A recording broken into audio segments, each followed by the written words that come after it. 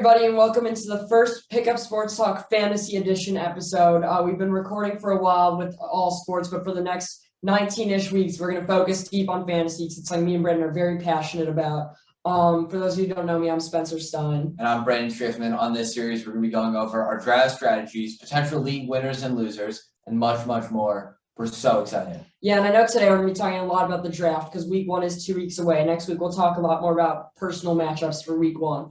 But let's dive right into the draft. At the top, wherever the draft begins, I know a lot of people have done their drafts, and we can confirm that this is the consensus number one pick, and that's Christian McCaffrey. Absolutely. He has the highest upside in the league. He's the most important player to his team. He's the man. And if you've heard me on our regular episodes, I've also talked a lot about how I love the Panthers this year. I think they're going to finish 2 in the division. And I really like their offense. Like Sam Darnold's going to spice it up. I like his connection with Robbie Anderson. I think Absolutely. DJ Moore's going to have a breakout season. We'll talk a little bit more about him when I talk about my love players. But I think that's all opens the field up for McCaffrey. And I think if he stays healthy out of the passing game and running game, he's nearly unstoppable. Yeah. With the 2 pick, I still think this is pretty much agreed upon universally just after how good of a year he had last year. Dalvin Cook. If he stays healthy, he's up there with McCaffrey as best running back. If he stays healthy, I'd put him at the 2, but I think Cook and Kamara is a genuine debate. I mean, I know in our league, Kamara was picked second.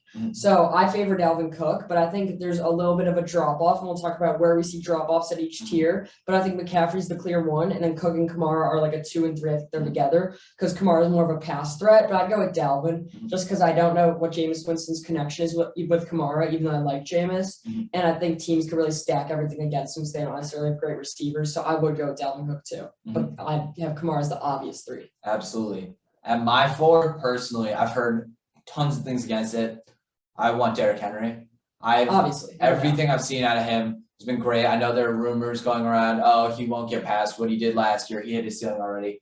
I don't love that take. I love Derrick Henry, though. I mean, I put Derrick. I honestly thought before the draft, when I just looked at everything instantly at rankings, I had top 4 consensus. There's a big drop-off after that, but I think the top 4 order is clear. That's McCaffrey, Cook, Kamara, Henry. Derrick Henry had a monster season. Last year was my biggest off prediction. I thought he wasn't going to have all that.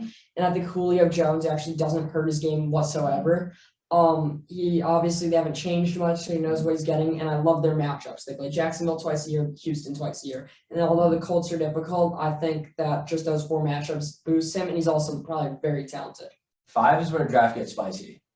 You can Is go it? quite a couple ways. I do not think so. I think Zeke is the clear 5. I had the 5 pick. I took Zeke. I think Zeke's going to have a huge bounce back season. I love their O-line. I like with Dak back, that opens up the field. I think CeeDee Lamb is also going to have a big season. I think he's not being drafted necessarily too low. I think he's being drafted in the right position because they also have Amari Cooper and Michael Gallup is a possibility.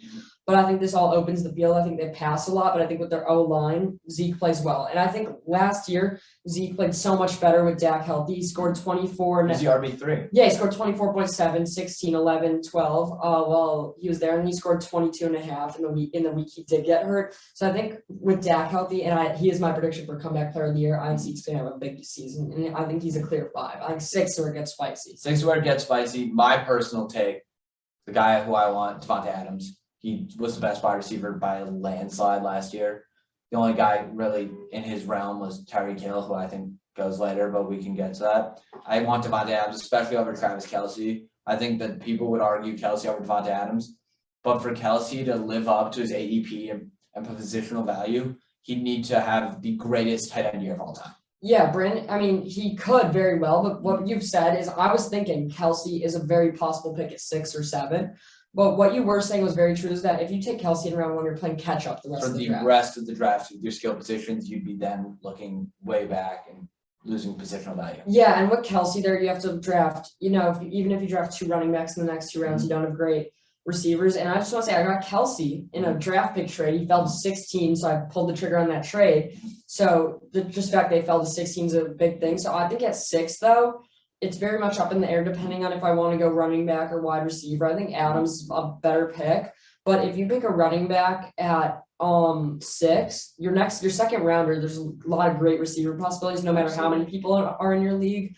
If you're in a 12-person league, you could still probably get DeAndre Hopkins, and if not him, Calvin Ridley. So I like that connection. But Adams is the better player. So I'd also go Adams 6 if it was my personal team, but could go either way. But then my 7 is Austin Eckler. I took Austin Eckler today. He fell to me in the league. I was so happy about that because I wasn't high on Kelsey, so Eckler was my guy. I made that pick within a few seconds. I'm running with Eckler all year. He's the guy. Now 8 is where I debate Kelsey. The guy I'm debating with Kelsey though is Jonathan Taylor. And then you A lot of guys like Aaron Jones, a lot of people like Nick Chubb. Jonathan Taylor is my breakout player. I think obviously I think Dalvin Cook's had a better season than Jonathan Taylor, but right now if I had to pick like a guy who could go up to the second best running back behind McCaffrey, that's from a little further back in the pack, I'd go Jonathan Taylor. I think him and Zeke are two guys that have huge seasons because Jonathan Taylor's real scheduling comes into the most play for me. Absolutely. They play the Titans, Jaguars, and Texans. Those are 6 of their games. So I really like him. I like Michael Pittman a lot because he's the number one They have a receiver. great there. O-line. They have a great O-line. I think Wentz could develop a connection with Pittman. So I think Jonathan Taylor is a great pick. I would personally take him all the way there at 8. I'd consider him at 6, all the way up there.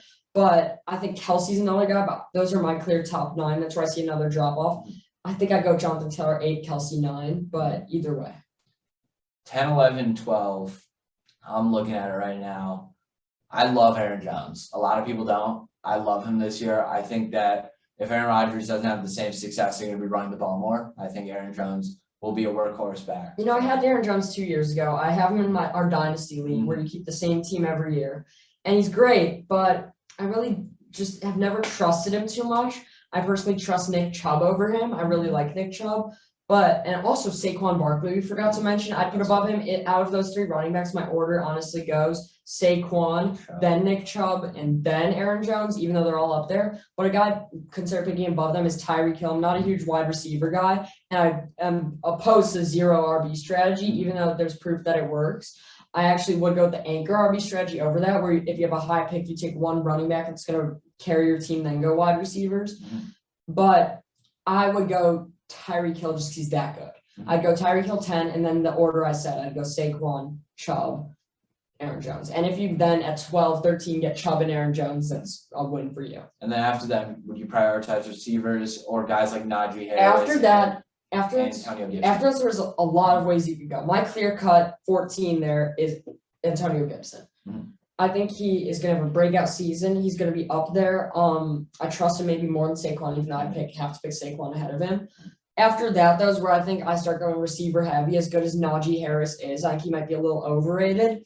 I'd go DeAndre Hopkins, Calvin Ridley. Stephon Diggs. Oh, yeah. So I can't believe I forgot Stephon Diggs. I think I'd take Stephon Diggs, come to think of it, probably. If I had that 12-13 pick, I wouldn't go too I'd take him over Ridley. That could be a hot take. I'd take him No, over Ridley. 100%. He's the number 3 wide receiver, clearly. But if I had that 12-13 pick, even though I said Chubb and Aaron Jones in my ranking there, I'd go Chubb Diggs. So I'd put Diggs up there, I'd put him ahead of Antonio Gibson, but after there's where the drop-off is, and a lot of people put Najee there, but I'd put Hopkins, Ridley, and then DK above Najee. So, and then I'd put Najee Harris. And then after that, I know I'm kind of getting a little too deep. I don't want to go too far. Receiver But heavy. I would go instead of A.J. Brown. That's where I put Darren Waller my first time. I'm so high on Darren Waller, and I'm high on taking times. I got Kelsey in round 2, which I was shocked. And after saying I don't love Kelsey in round 1, though, I would take Darren Waller if I had one of those snake back-to-back picks in the second round, where I had a second and third really tight. And I love that I got Kelsey in the second. That was a shock to me. So what do you think about my receivers, all 3, Ridley, DK, and DeAndre Hopkins going above Najee? And then what do you think about where I put Waller? I respect that you're taking above Najee just because rookie running back, unproven, that could go many different ways, especially with Steelers. And also, if you have a running back in round 1, I'd be happy. Like, if you get Austin Eckler and then you get DK, like, that's stacked. I was just saying, I have Eckler and I have Calvin Ridley, so I'm very happy with that power. And I like Ridley more than DK Metcalf, by the way. I think Ridley is higher upside. Even though I'm going to get into my let Russ cook thing. Biggest Russell Wilson fan I know this year. This year. Mhm. Do you think Waller at 20 is too early? I really don't, just because positional value it, but I think Kittle slips in most drafts. I do. That could be a hot take. I mean, if you Kittle get slips. Kittle, if you think you get Kittle in round 3, don't take Waller in round 2. But Absolutely. it's all very dependent. Let's jump into our wide receiver rankings because I don't want to necessarily get too far in the draft. We've kind of set our top guys. Mhm. And I think our first guy after Darren Waller or before is A.J. Brown. So kind of tell me who AJ are – Brown over Keenan Allen, you think? Yes. Yes, Ooh. obviously. So my ranking there goes, I like A.J. Brown the most, followed by Terry McLaurin. Mhm. Terry McLaurin's poised for a breakout. I actually might like Terry McLaurin more than A.J. Brown. A.J. Brown's just a little safer. And I know I keep mentioning my love players, so I'll get to my hates in a bit. But Terry McLaurin's a guy who I think will slip into that category where DK and Ridley and Hopkins and even Diggs were this season. So the two guys I think jumping highest in their positional value are Terry McLaurin and then Jonathan Taylor among the running backs. Yeah. I like what you said there. I just would disagree. I would probably take AJ Brown over Terry McLaurin just by a little bit, just because I don't know how much I know this is like you've never heard anyone say this. I don't know how much I trust Fitzpatrick. I really don't. I like Fitzpatrick. I think he's going to finally make the playoffs.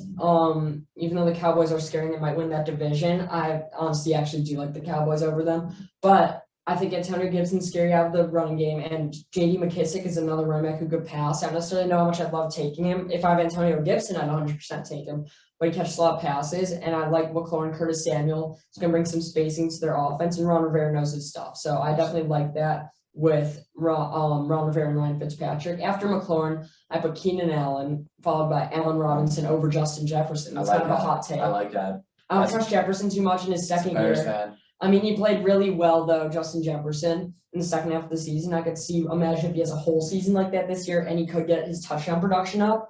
But I don't know how much I trust the Vikings. They also have Adam Thielen and Dalvin Cook's their workhorse. So I like him, but I just like A-Rob, McLaurin, Allen, and Brown. And so right around there, I see a drop-off. I don't see a huge drop-off, but the thing that I see that makes me think, and is very thought-provoking to me, you're right before the running back drop-off. Like, some people could argue Chris Carson. By the way, I would take some of these running backs ahead of these receivers. I'm just doing my pure receiver rankings. Oh, I see. Because right now I'm looking at it, and if I only have one running back and I see that I'm about to drop from Chris Carson, Clyde Edwards-Helaire, all the way down to someone like Miles Sanders in a round or two, I'm looking at a running back very nice there, and I'm thinking that I need a running back. I mean, yeah, I'd take Mixon pretty high up there because I actually value him ahead those other guys. When he's healthy, he's amazing. When he's healthy, he's amazing. Followed by Mixon, I'll kind of get into my running back rankings. I like James Robinson is the 2, then Edwards-Helaire, and then my big surprise is Chris Carson. I'd still put DeAndre Swift ahead of it. I would too. Maybe even David Montgomery. But Chris Carson, part of my draft picture where I traded up to get Kelsey, I also moved up to 40, and I was so happy when I got Chris Carson at 40 because that really I got 3 players ahead of him. One of them A-Rob, go Bears. And Chris Carson's a solid RB2, so I like my RB core there.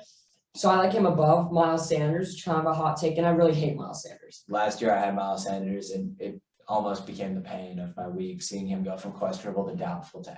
And it's almost like he's underrated in a sense because he's moving so far back. But I still like all the guys I mentioned above him. I love James Robinson after Etienne's injury. We'll get to injuries there. And a guy I don't like too much is also Clyde Edwards-Helaire.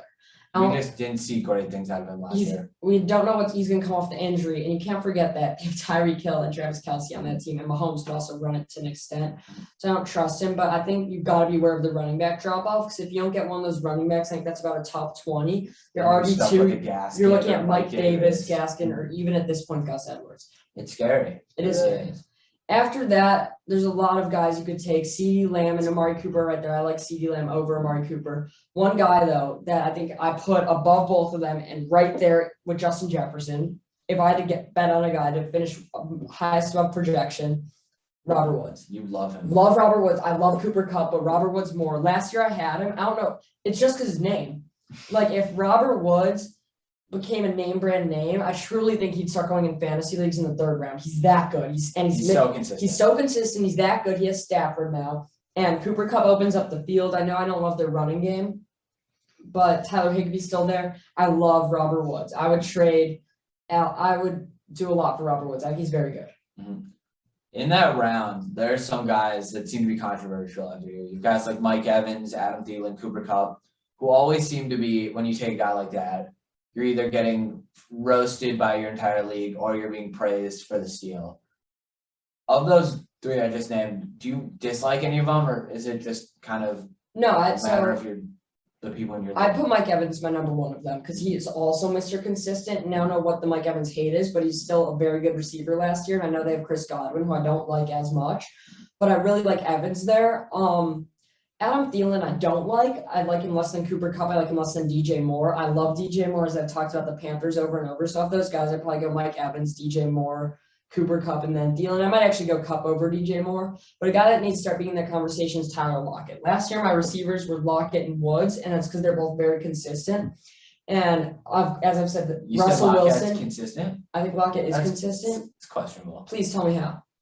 He puts up, let's say this. If we can go back and look at the stats, I think he has a lot of weeks where he'll score 10, 8, 12 maybe. But he always has 1 or 2 huge weeks, and you can't deny us. No, I agree do with that. boost his stats. But I'm talking about significantly. seasonally. I mean, yes, there are some weeks where he puts up like 9, 12, even 4, but he also has those boom weeks. I'm saying every season he's there, and I love Russ this season. Mhm. And I'm actually going to move into my Russ thing because Russell Wilson, before our draft, the one player I said I'll go early for him is Russell Wilson because I don't like taking quarterbacks too early. Russell's in that good range. We get in the 6th or 7th round. I think they're going to we've seen great things out of Russ. Usually dies out after week 7, so at least he'll have trade value if I think he's going to start dying out. And after him threatening to basically request a trade, the Seahawks said they finally hand him more control, kind of like what the Packers should have done with Aaron Rodgers. He has DK Metcalf. He has Tyler Lockett. He has Chris Carson. I drafted Chris Carson. I like him. I think Russell Wilson's finally going to have this huge season. It really worries me that he's in that division. I love the Rams defense. They play twice a year. I like the Niners defense, but I'm not going to let that stop me from taking my guy. You're high on him? And I'm literally higher on him than Josh Allen. I wouldn't take him over Josh Allen, but right now I'll tell you, Russell Wilson, that's my hot take of the episode. Here's what Russell Wilson is going to be with either 1 or 2 places behind Josh Allen or ahead of him. He is going to be right there. Josh Allen is a better runner. And he has Stephon Diggs, and he has a much easier schedule. But Josh Allen, we've seen one season. Russell Wilson, we see this every year. Last year, he was the MVP favorite after week 8. The thing about Russell Wilson is, you're going to get out of him. Allen, what people forget is he had like as many rushing touchdowns as most teams, most fantasy teams, running back 2s. He had like 8 rushing touchdowns last year. Let me tell you this. Even know that. Josh Allen will not have. I did know that. Josh Allen will not have more points than he did last year. He might have near the same, but my take is that Russell Wilson is going to get up there, and on top of it, Josh Allen could score less. I'm not saying Josh Allen's going to score less, but I think Russell Wilson will come close, and I don't necessarily trust Josh Allen to put up those numbers again. If I had to make a bet, I'd say I think he will score those numbers again or close to them. I don't think he's going to have a huge drop-off season, but I don't necessarily love him. I think he's the second. I'd definitely take him as a second quarterback behind Mahomes, but I think Russ is going to come close to that as a 3. Let's talk about our rankings because there are guys I would take over us. I would take Kyler Murray over us. I would take Lamar Jackson over us. I would not take Dak. Ooh. I like Dak more. Dak is higher. Gets so much upside. But I would take Russell Wilson in the 6th round all day over Dak in the 5th. Mm-hmm. Yeah, I see what you're saying because for round value, you're getting more out of Russ than you are. And I like Russ over Dak anyway. Who drafted Dak in our league? I took Dak. And I have Russ. And I got Russ a round or 2 later at better value. And Russ is good, not only going to have a better season than Dak, but I got him a round later. Therefore, I have some better players than you because I waited for that value. So if you're drafting, I think the move is not, even though Mahomes, if you get him in round 3 or 4, could help out your team a lot. And it is good to get that value with Lamar Jackson. You wait for the serviceable quarterback. You wait for the serviceable quarterback. It's a 12-team league. The 12 and 11 quarterbacks are Stafford and Tannehill, who aren't terrible. At 10, you get Jalen Hurts. I think if you're really looking for value, you wait for Jalen Hurts at 10. But if you're looking for that middle of a pack guy who you think is going to break out, it is Russell Wilson. Oh, even Herbert. I mean, Herbert's going to break out, but I trust Russell Wilson more than him. I like him more than Rodgers. I like him more than Dak. And you could get him further behind than Dak and Rodgers. So I think he is the obvious value pick in fantasy. I don't see a reason why not to target him unless you're scared that he's not going to fall to you. Mm-hmm. And then your pick below, you either reach for him or in your pick behind, you sell for Jalen Hurts, who's going to have a good season because he runs the ball. I love his weapons and the defenses. But I think he's a solid guy if you wait till round 7 or 8 to get a quarterback. Yeah, I think Russell Wilson's a good guy for it. The thing is now is that so we obviously hit our running back drop off around, I want to say the early 4th, maybe late. I mean, there's about 20 good running backs. I mean, obviously there's a huge drop off once you get DeAndre Swift, as opposed to in the first 2 you get, let's say, Zeke and Mixon. Mm-hmm. But the real drop off is those last 4. So if you're in a 12-team league, I would say try to just make sure your second running back isn't worse than Chris Carson. That's what my strategy was, at least. But in a 10-team, I think you could wait. I just didn't want to be stuck with Mike Davis as my 2. Mm-hmm. Yeah, I can see what you're saying. Mike Davis, honestly, though, from every article I've seen has Mike Davis as the workhorse. No, he's very good. I just don't know if I trust him as an RB2 in my starting lineup. I think he's great, but is he a top 20 running back? And I think at this point, if you could wait and then take Swift, who I know you got. I love Swift. And then get Gus Edwards for your bench. Like, that's a good strategy. Mm-hmm, absolutely. I think that there are a lot of there's a lot of running backs that will like wind up on the waivers. Like good waiver running backs never are hard to find. By week 1, there will be good waiver running backs. So I think that's a key. You need to always be paying attention to the waivers. Yeah, and I will say that I think the draft is about a quarter of your season, maybe less. I think majority of it, if you're in a high trading league, a lot of it's trades.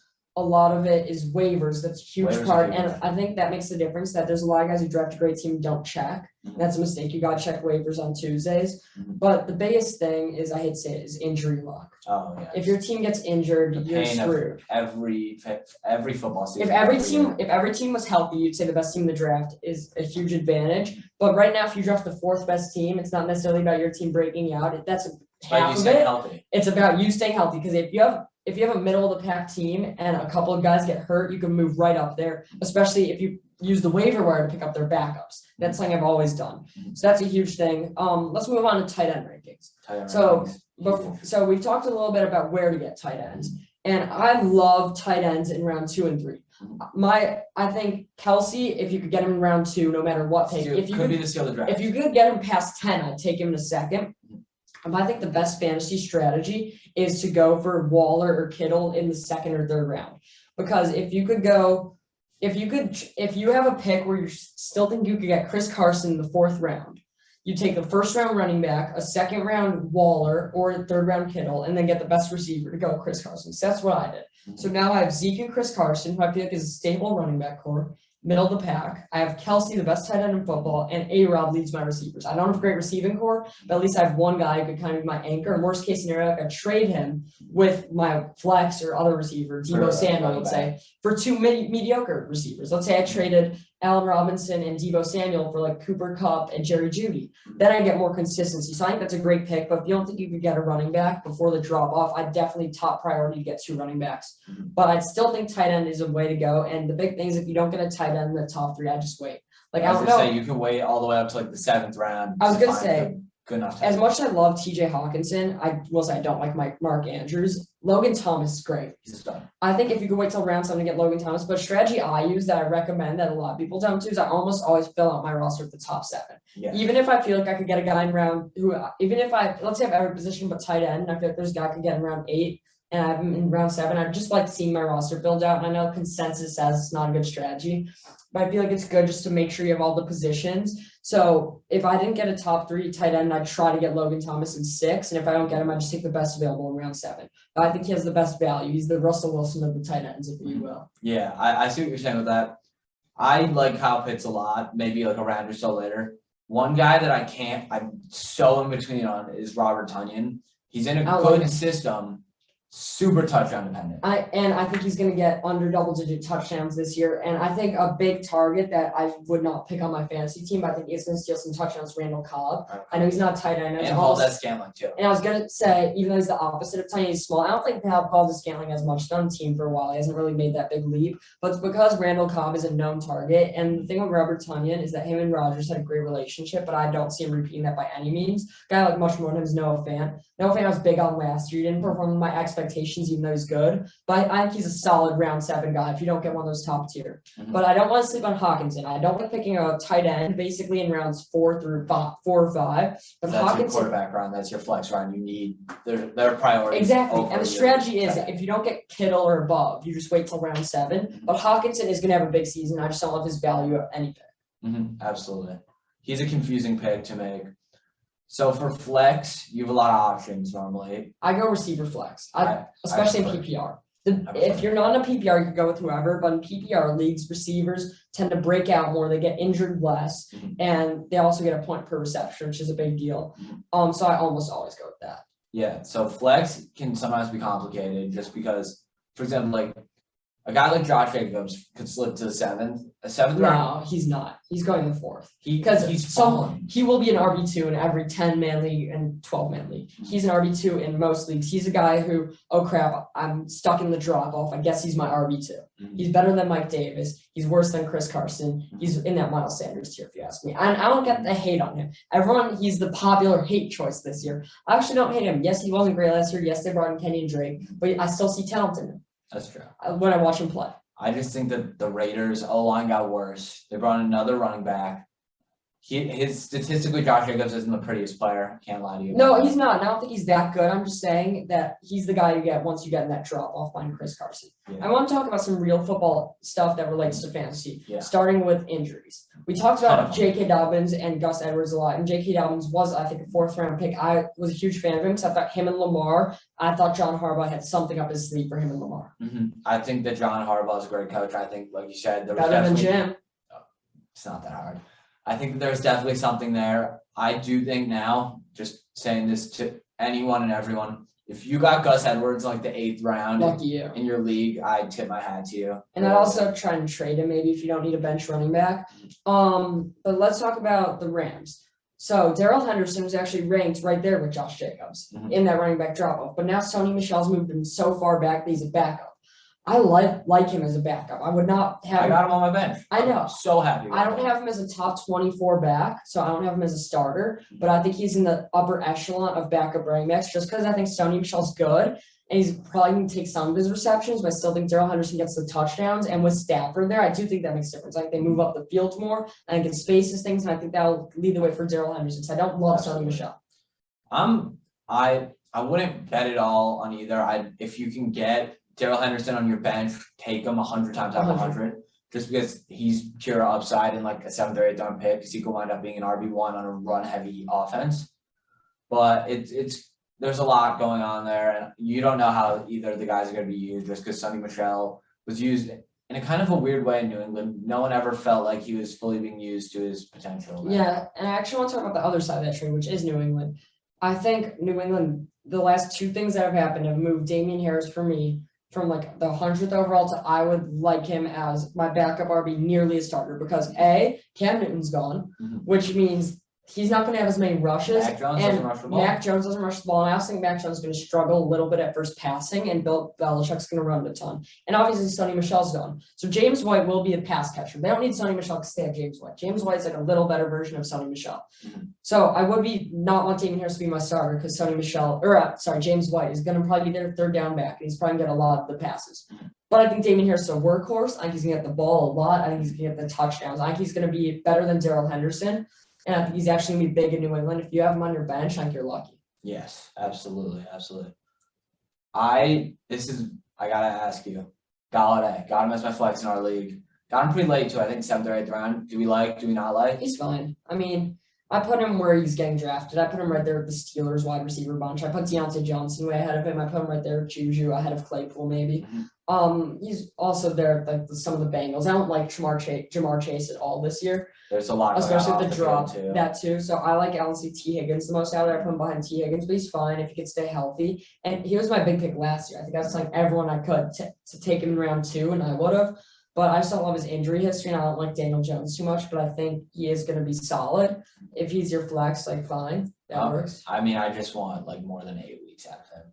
I had him in a couple leagues last year. I got like 4 weeks. Yeah, but he's talented. It was tough. Now I want to get to my sleepers. So I've talked about a lot of my mini sleepers. You know, a lot of guys who I think are going to rise. Because Terry McLaurin I can call sleeper all I want, but him going from the 3rd round to 2nd round isn't that big of a jump. My guy who's going to make a jump is Chase Edmonds. I watched Chase Edmonds all of last year, and he was their pass-catching back, and I almost picked him up despite him being the RB2 behind Kenyon Drake. He gets tons of passes, and he gets the ball a lot. Now that Kenyon Drake's gone, he's the clear number 1 back. I'm not afraid of James Conner.